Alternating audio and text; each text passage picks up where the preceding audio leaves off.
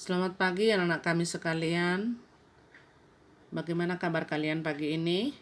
Ibu sangat berharap kalian dalam keadaan sehat dan tetap semangat ya dalam menjalani hari-hari kita, khususnya dalam situasi dan kondisi pandemi di mana kita masih belajar daring, belum bisa bertatap muka di kelas, tapi Ibu tetap berharap kalian tetap baik-baik saja dan semangat dalam belajar. Melalui daring pada saat pagi hari ini, Ibu akan menyampaikan materi mata kita belajar mengenai basis data, di mana pada pertemuan sebelumnya kita sudah membahas mengenai konsep basis data. Dan pagi ini kita juga akan melanjutkan materi kita melalui konsep basis data lanjutan, di mana kita akan belajar mengenai pengguna dalam basis data ya anak-anak kami. Pada kesempatan ini Ibu akan menyampaikan di sini mengenai pengguna dalam basis data. Pada tingkat pemakai, database dikelompokkan menjadi beberapa tingkat pemakai ya, yaitu yang pertama database administrator, yaitu manusia yang mengorganisasikan seluruh sistem basis data. Database administrator memiliki tanggung jawab penuh dalam manajemen database, meliputi pengaturan hak akses, koordinasi dan memonitoring serta bertanggung jawab terhadap kebutuhan hardware dan software. Dalam pekerjaannya biasanya dibantu oleh staf admin. Jadi database administrator ini dialah yang mengatur segala sesuatunya ya, di dalam hak aksesnya ya, kemudian memonitoring dan bertanggung jawab terhadap kebutuhan hardware dan software yang terlibat. Nah, itulah yang pertama ya, pengguna dalam basis data ini.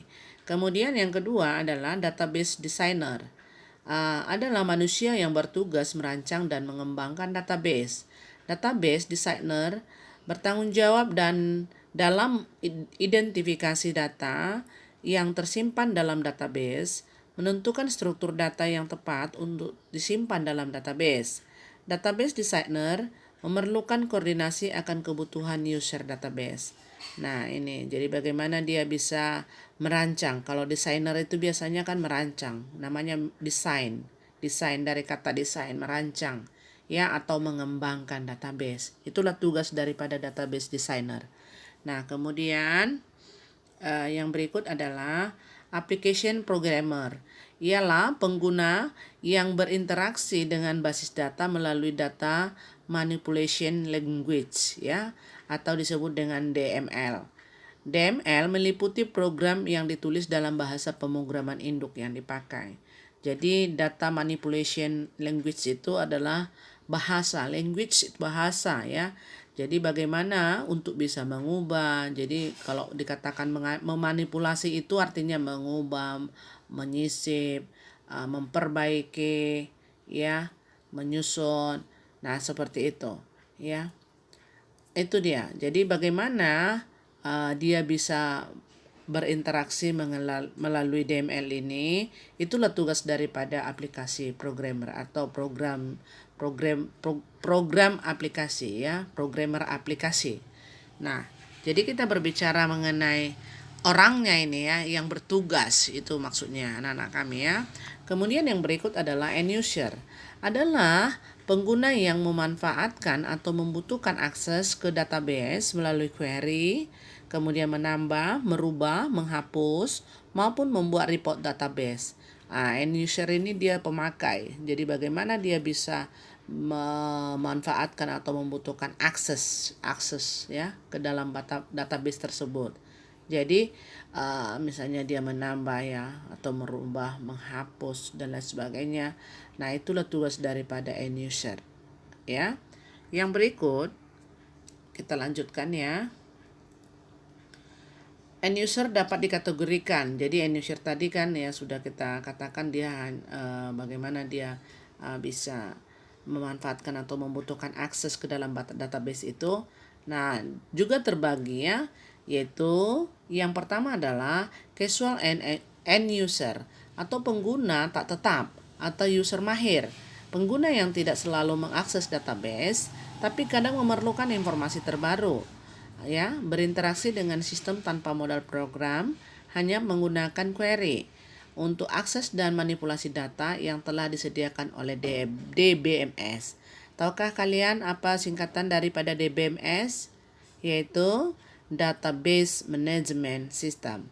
Nah, jadi casual end user ini itulah tugasnya, ya. Itulah tugasnya yang sudah kita sebutkan tadi. Kemudian yang kedua adalah native atau parametric end user atau user umum, ya. Pengguna yang pekerjaannya selalu konstan, yaitu melakukan query dan update data. Misalnya nih, ya, bank teller, ya, pegawai reservasi. Jadi kalau bank teller itu pernah ke bank kan, lihat teller kan, yang petugas-petugas di bank. Nah, pengguna ini berinteraksi dengan sistem melalui pemanggilan suatu program aplikasi permanen, ya, atau disebut dengan executable yang telah dibuat sebelumnya oleh programmer. Jadi dia hanya menggunakan, ya, sudah dibuat itu oleh programmer. Dia hanya menggunakan aplikasi yang sudah ada, ya. Kemudian yang berikut adalah itu A dan B tadi, ya. Sekarang bagian C. User khusus, ya, atau spesialis user. Pengguna yang menulis aplikasi basis data non-konvensional untuk keperluan khusus yang bisa saja mengakses basis data dengan atau tanpa DBMS yang bersangkutan. Itu tugas user khusus. Kemudian yang berikut yaitu sophisticated, ya, end user. Pengguna yang melengkapi kebutuhan database user seperti engineer, scientist, business analyst. Nah, itulah dia. Kemudian yang berikut adalah standalone user, yaitu pengguna user yang mengelola personal database standalone, ya. Jadi per personal dia, ya, pengelolaannya. Nah, itu pengertian atau apa namanya tadi kita sebut ini end user itu tadi, atau bagian daripada end user, ya. Nah, kemudian yang berikut adalah ini masih ada ini, ya. Oke, masih ada, ya, yaitu sistem analis. Ialah pengguna yang merencanakan dan menentukan kebutuhan sistem. Nah, itu tugasnya. Kemudian application programmers atau software engineering ialah pengguna yang tanggung jawabnya berhubungan dengan kebutuhan koneksi database. Nah, itu dia tugas. Jadi masing-masing mereka punya tugas, ya, dan tanggung jawab. Nah, kemudian kita akan lanjutkan, ya, anak-anak kami. Operasi-operasi dasar yang dapat kita lakukan berkenaan dengan basis data, yaitu, ya, yang pertama pembuatan basis data baru. Itulah disebut dengan create database, ya. Nanti boleh dibaca, ya. Create database itu adalah proses yang identik dengan pembuatan lemari arsip yang baru. Anda tahu lemari arsip yang baru? Ya, jadi seperti kita misalnya memiliki lemari yang baru, nanti akan kita simpan di sana, ya. Itu maksudnya. Kemudian yang berikut adalah penghapusan basis data, drop database. Adalah proses yang identik dengan perusakan lemari arsip, sekaligus beserta isinya jika ada. Artinya kalau penghapusan basis data ini berarti sudah tidak digunakan lagi. Berarti itulah namanya atau istilahnya drop database. Kemudian yang berikut adalah pembuatan table baru ke suatu basis data atau create table yang identik dengan penambahan map arsip baru ke sebuah lemari arsip yang telah ada. Jadi create table itu berarti membuat tabel baru, ya, membuat seperti kita misalnya tas baru atau misalnya lemari baru, seperti itu, ya. Tas baru lah saya katakan, ya. Kemudian yang berikut adalah penghapusan table dari suatu basis data. Jadi table itu adalah bagian daripada basis data, ya. Jadi karena kalau kita katakan kemarin bahwa basis data itu adalah kumpulan beberapa table. Jadi table itu bisa kita hapus, ya. Jadi itu dia. Itulah disebut dengan drop table. Identik dengan perusakan map arsip lama yang ada di sebuah lemari arsip. Itulah pengertian-pengertiannya, ya, anak-anak kami sekalian. Nah, kemudian apalagi masih ada, ya, penambahan. Penambahan atau pengisian data baru di sebuah basis data atau insert identik dengan penambahan lembaran arsip ke sebuah map arsip. Jadi kalau kita mau tambah ke tas kita sama seperti tas sekolah ya. Kita tambah buku ke dalam kan masih bisa ya anak-anak kami ya.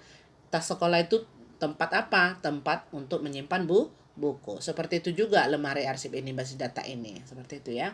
Nah, kemudian pengambilan data dari sebuah table ya, identik dengan pencarian lembaran arsip dalam sebuah map arsip. Jadi boleh kita ambil. Jadi dari tas itu juga kan boleh kita ambil buku ya, seperti itulah dia. Pengubahan data dalam sebuah table identik dengan perbaikan isi lembaran arsip yang ada di sebuah map arsip. Jadi kalau kita mau ubah boleh. Kemudian yang berikut penghapusan data dari sebuah table, itulah yang disebut dengan delete. Identik dengan penghapusan sebuah lembaran arsip yang ada di sebuah map arsip. Jadi kalau nggak perlu lagi buku itu kita keluarkan aja dari tas. Itu contohnya ya. Nah, kemudian yang berikut adalah pengenalan file table record ya, pengenalan file table record dan file. Di dalam manajemen basis data, data disimpan dalam bentuk berkas atau file ya. Jadi itu dalam bentuk file dia atau berkas. Berkas adalah himpunan seluruh record, data atau sisi baris yang bertipe sama. Suatu table atau entitas dalam basis data relasional digunakan untuk mendukung antar muka komunikasi antar pemakai dengan para profesional komputer. Nah, inilah dia pengenalan file atau table atau record, kemudian file. Kemarin sudah Ibu sampaikan ya bahwa kita sudah belajar jenjang dari data atau struktur daripada data itu ya. Jadi sampai terbentuknya database. Masih ingatkah? Ya. Mulai dari ada karakter, kemudian item data itu disebut dengan file, kemudian record, kemudian file, dan terbentuklah database. Itu dia jenjangnya kan? Masih ingat kan? Nah, yang berikut atau yang terakhir ya yang mau Ibu sampaikan, data-data pada tabel, record atau baris atau dalam istilah model rasional yang formal disebut dengan tuple adalah kumpulan data yang terdiri dari satu atau lebih suatu file. Ya, pada setiap baris-baris ini tersimpan data-data dari subjek tabel yang bersangkutan. Di samping itu, data-data yang ada dalam satu record bisa terdiri dari bermacam-macam tipe data. Bisa itu ya, bukan bias ya, maaf ya. Bisa terdiri dari bermacam-macam tipe data. Nah, itulah yang bisa Ibu sampaikan pagi hari ini lewat lewat video singkat ini. Mudah-mudahan kalian memahami dan mengerti supaya lebih paham. Dicatat ya di buku catatan materi ini dan dipelajari kembali. Nah, itulah yang bisa Ibu sampaikan pagi hari ini ya. Tetap semangat anak-anak kami sekalian, stay at home ya. Sekian dan terima kasih.